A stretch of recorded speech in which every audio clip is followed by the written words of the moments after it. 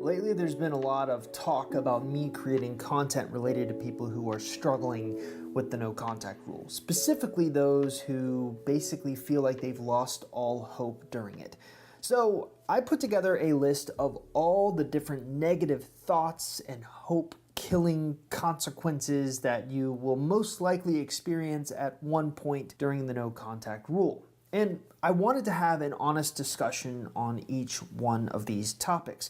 Not necessarily to give you hope, but to put things in perspective. So ultimately, I found that there are 5 common thoughts that people have when they feel like all hope is lost during a no contact rule. And those 5 thoughts are: you're worried that your ex has moved on to another person, you're doing the no contact rule and your ex has not reached out to you, you find out that you've been blocked, you get to this really negative place where you feel like there's no hope or chance of the no contact rule even working. And finally, you keep repeating the last thing they said during your breakup over and over and over again. So like I said, let's have an honest discussion about each one of these things. All right, so the first hopeless reason is your ex has moved on to someone new.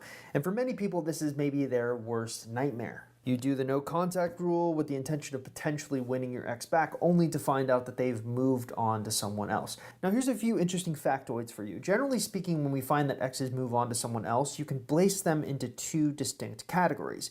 The first category is that they met that person that they've moved on with while they were still in a relationship with you. And the second category is a lot of time has gone by since you did the no contact rule. I found that there's usually no in between. Sure, it's possible, but usually you can divide the exes up into those 2 distinct categories. And you're probably overcome with this fear that if you don't break the no contact rule, if you don't get in contact with your ex some way to talk to them, to try to convince them that, they should still try things with you, that they're just going to continue to get closer and closer and closer with that new person. But we've actually found that the opposite is true. Oftentimes what happens when we found that our clients broke the no contact rule prematurely to get in contact with an ex who is with someone else, it actually created a kill the messenger effect.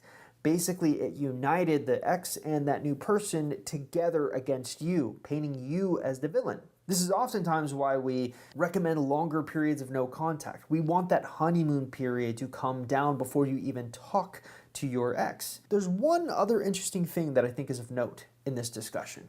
Rebounds.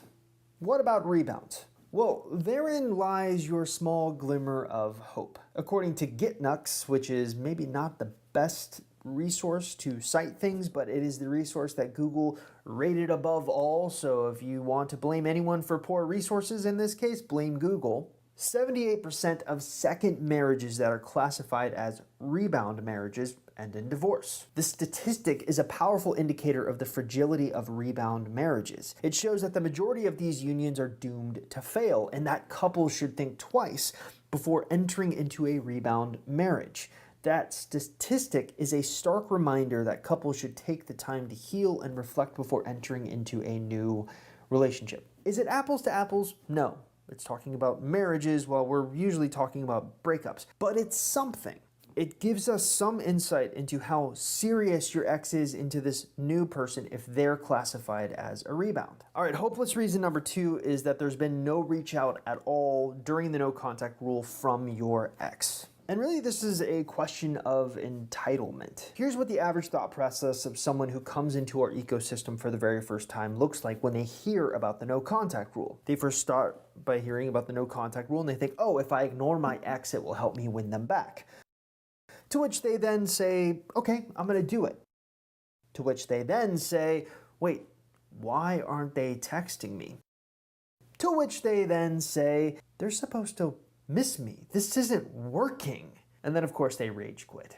So when someone new comes into my ecosystem, there's almost always a re-education that needs to occur with regards to the no contact rule. After all, the point of the no contact rule isn't about getting your ex back, it's about getting you back. And this idea that implementing a no contact rule will automatically make your ex blow up your phone begging for you back, well, that is actually the exception to the rule.